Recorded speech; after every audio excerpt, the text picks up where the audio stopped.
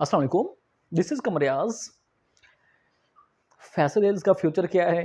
काफ़ी सारे लोगों के मुझे क्वेश्चन आते हैं, जब इधर मेरे पास विज़िट करने आते हैं ऑफ़िस में, तो इधर से भी लोगों को ये कंसर्न होते हैं कि यार हमें साल हो गया है, हमने इतनी परचेज़िंग महँगी की हुई है और अब उससे बजाय रेट बढ़ने के और हमें वो 10-10, 15-15 लॉ लॉस हो रहा है।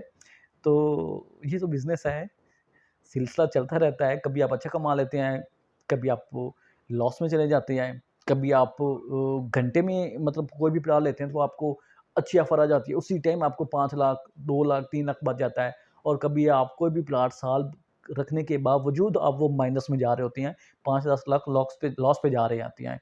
तो ये तो सबसे पहली बात तो ये है कि ये तो एक नसीब की बात होती है कि किसको क्या मिलना है ये तो अल्लाह ही जानता है। मगर जो कुछ इंसान का लक भी होता है, कुछ आपके वो मुल्की हालात भी होते हैं, कुछ ग्लोबली भी इश्यूज़ चल रहे होते हैं। ओवरऑल कुछ अगर आप देखें तो कुछ डिपेंड करता है आपके डेवलपर पे भी डिपेंड करता है, कुछ आपकी सोसाइटी की जो डेवलपमेंट है उस पे भी डिपेंड करता है डेफ़िनेटली, कुछ आपके जो हैं, जो ब्रांड नेम है उस पे भी डिपेंड करता है। तो ये मुख्तलिफ़ मतलब एक सारी चीज़ें अगर आप सम अप करें तो एट द एंड आपको पता लग जाता है कि यार आया कि हमने जहाँ इन्वेस्टमेंट की है आया कि ठीक है, सही है, गलत है, फ्यूचर क्या होगा, कब कैसे ऊपर रेट जाएँगे, नीचे आएँगे तो कितना लॉस होगा, मतलब ये मुख्तलिफ़ चीज़ें आती रहती हैं। तो अगर आप फैसिलिटीज़ की बात करें तो डेवलपमेंट तो अक्सर मैं आपसे अप टू डेट आपको रखता ही रखता हूँ। ज़बरदस्त किस्म की डेवलपमेंट चल रही है, हर लिहाज से, हर सेक्टर में, हर ब्लॉक में, हर एरिया इसको वो दिन-ब-दिन क्लियर करते जा रहे हैं।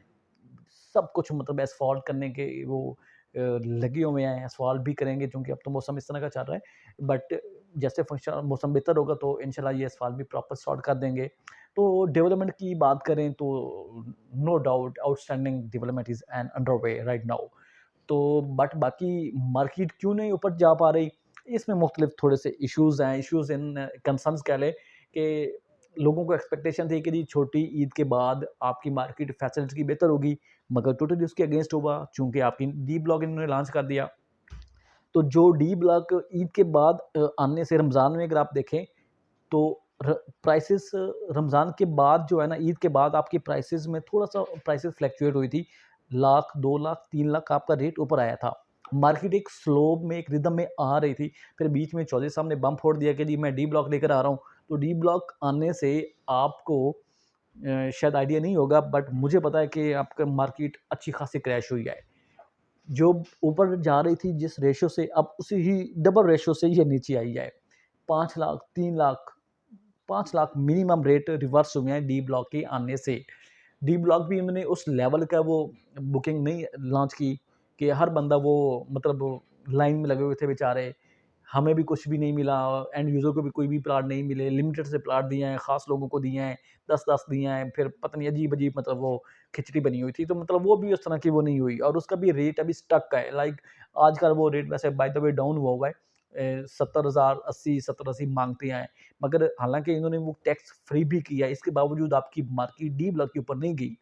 तो ये भी मतलब एक लम्हा फ़िक्रिया है, उनको सोचना चाहिए।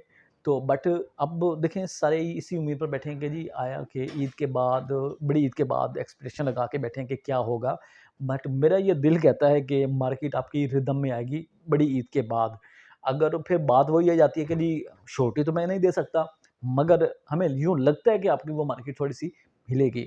और जो मुझे लगता है कि इनका जो ठलिया वाला प्रोजेक्ट है, वो मैं समझता हूँ कि अगर आप सारे टाइम की कैलकुलेशन करें तो आपके ईद के बाद 10 ज़िलहज को ईद होगी, हफ़्ता 10 दिन तो डेफ़िनेटली आपकी मार्केट क्लोज़ रहेगी। छुट्टियाँ बीच में होंगी, फिर हफ़्ता 10 दिन लोग भी वैसे नहीं आते, तो 20 ज़िलहज को लोगों की वापसी होगी, फिर बीच में आपका वो 10 दिन का गैप रह जाएगा मुहर्रम के चाँद के नज़र आने से।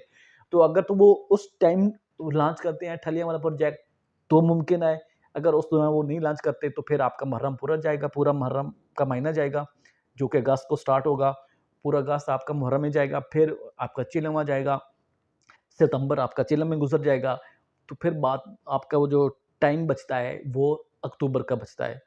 तो अब फिर तो अक्टूबर में अगर डिले करते हैं, अगर तो वो ईद के फ़ौरन बाद जो आखिरी 10 दिन आए, जुलाई के एंड वाले 10 दिन जो कह लें, अगर तो उसमें वो लॉन्च कर देते हैं तो ठीक है, ठीक है। अगर वो नहीं कर पाते तो फिर आपको डेफ़िनेटली आप सितंबर, अक्टूबर इस टाइम में भी कि ये फिर अनाउंस वो लॉन्च करेंगे नया प्रोजेक्ट, बिकॉज़ फिर वो टाइम नहीं बचता। चूँकि हर कोई एहतराम करता है आपका मुहर्रम का, तो उसमें कोई भी नई चीज़, कोई भी लोग मतलब जो है वो नहीं करते। तो ये एक एनालिसिस है मेरा कि वो या तो 10 दिनों में करें, ईद के फ़ौरन बाद, या फिर ये कि इसको डिले, डेफ़िनिटली डिले करेंगे, अंडरस्टूड सी बात है। फिर डिले करने के बाद आपके ये अक्टूबर में मे बी कि जाके लॉन्च करेंगे। तो अगर तो अक्टूबर में लॉन्च करते हैं, तो फिर मैं आई एम डेड श्योर कि आपकी ये मार्केट एक रिदम आएगा और रेट आपके अच्छे खासे ऊपर जाएँगे और यकीनन जाएँगे।